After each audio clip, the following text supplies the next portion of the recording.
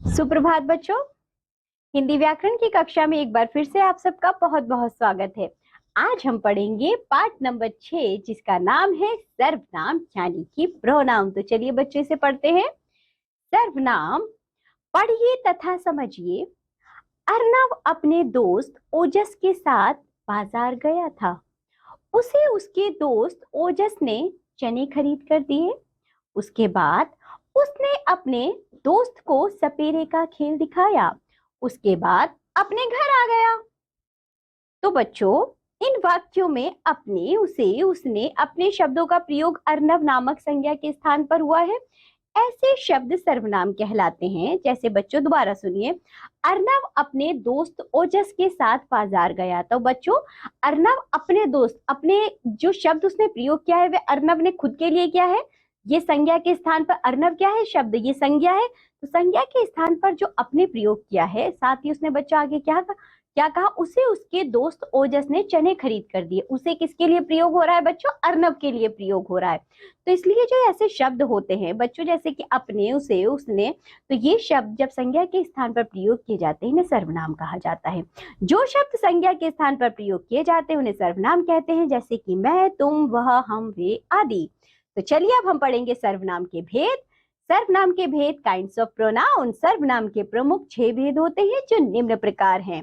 पुरुषवाचक सर्वनाम, निश्चयवाचक सर्वनाम, अनिश्चयवाचक सर्वनाम, संबंधवाचक सर्वनाम, प्रश्नवाचक सर्वनाम और निजवाचक सर्वनाम। आइए इसे एक एक करके पढ़ते हैं। पुरुषवाचक सर्वनाम यानी कि पर्सनल प्रोनाउन क्या होते हैं?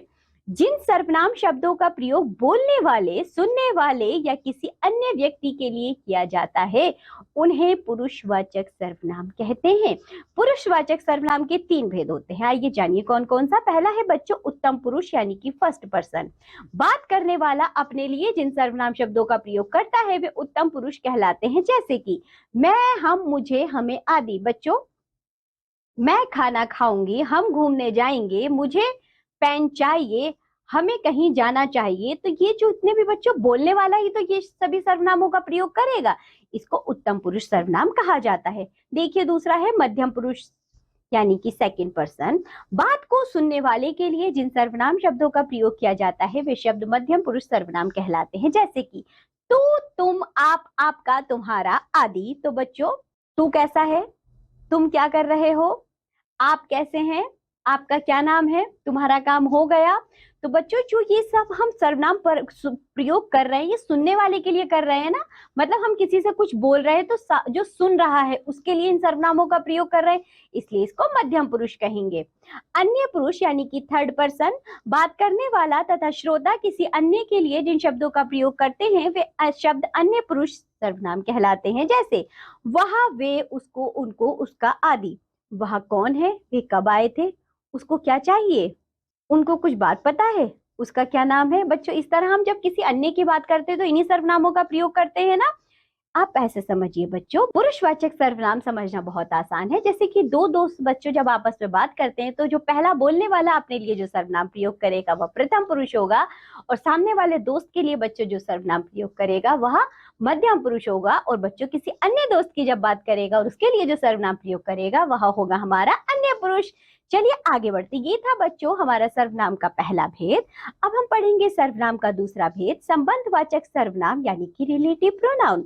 जो सर्वनाम शब्द वाक्य के दूसरे सर्वनाम शब्दों के साथ संबंध प्रकट करते हैं वे संबंधवाचक सर्वनाम कहलाते हैं, जैसे जैसी करनी वैसी भरनी।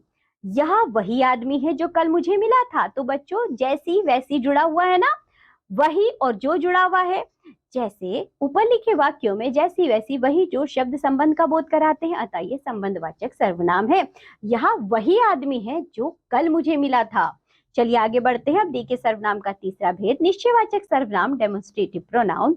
जो सर्वनाम शब्द किसी निश्चित व्यक्ति, वस्तु या स्थान का बोध कराते हैं उन्हें निश्चयवाचक सर्वनाम कहते हैं, जैसे यह, वह, यही, वही, इसी, उसी आदि। तो बच्चों, यह जो शब्द है, यह जो सर्वनाम है, जैसे मैंने कहा यह पुस्तक है। तो बच्चों यह कहने से निश्चित हो गया ना, यह पुस्तक है, यह पुस्तक मेरी है, यह पुस्तक पीली है, कुछ भी कह सकते हैं। तो जो यह कहा तो बच्चों ये निश्चितता का बोध करा रहा है। जैसे कि वह बोतल है, तो ये निश्चित हो गया कि वह बोतल ही है। इसी तरह यह वह यही वही इसी उसी जो सर्वनाम है बच्चों, इस प्रकार के सर्वनाम निश्चय वाचक सर्वनाम कहे जाते हैं। चलिए आगे बढ़ते हैं। अनिश्चयवाचक सर्वनाम यानी कि इंडेफिनाइट प्रोनाउन क्या होते हैं?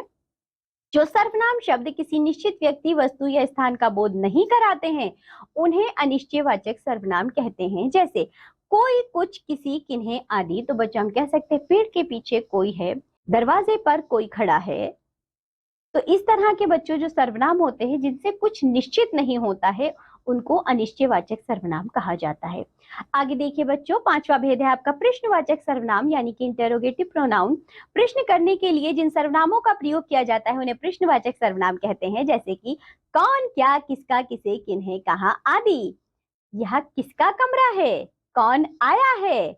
तो बच्चों ये थे हमारा प्रश्नवाचक सर्वनाम। निजवाचक सर्वनाम यानी कि रिफ्लेक्सिव प्रोनाउन, जिन सर्वनाम शब्दों का प्रयोग अपने पन का बोध कराने हेतु स्वयं के लिए किया जाता है, उन्हें निजवाचक सर्वनाम कहते हैं। जैसे स्वयं, खुद ही, अपने आप ही आदि। उदाहरण से समझिए, वह आप ही घर आ जाएगी, यानी बच्चों उसी के लिए इस सर्वनाम का प्रयोग किया जा रहा है, आप ही। इसी तरह मैं अपने सभी कार्य स्वयं करता हूँ, या मैं खुद कर लूंगा। तो बच्चों खुद है, अपने आप है, स्वयं है, आप ही है। इन सर्वनामों का प्रयोग जो हम अपने लिए करते हैं, निज के लिए करते हैं, स्वयं के लिए करते हैं, तो बच्चों इन्हें निजवाचक सर्वनाम कहा जाता है। ये थे बच्चों सर्वनाम। सर्वनाम के भेद हमने पढ़े। तो इस पाठ में आपने जाना संज्ञा के स्थान पर जिन शब्दों का प्रयोग किया जाता है उन्हें सर्वनाम कहते हैं। सर्वनाम के 6 भेद होते हैं। क्या आप जानते हैं निम्नलिखित शब्दों में से संज्ञा तथा सर्वनाम छांटकर अलग लिखिए। बच्चों आप लिख सकते हैं घर, तो घर क्या होगा बच्चों? आपका संज्ञा शब्द होगा। तुम सर्वनाम है, आप यहाँ लिख देंगे। कुत्ता बच्चों संज्ञा है, मैं सर्वनाम है। हमारा सर्वनाम है। पुस्तकालय संज्ञा है, इनसे सर्वनाम है। उन्होंने सर्वनाम है। मूली संज्ञा है और स्वयं बच्चों सर्वनाम है।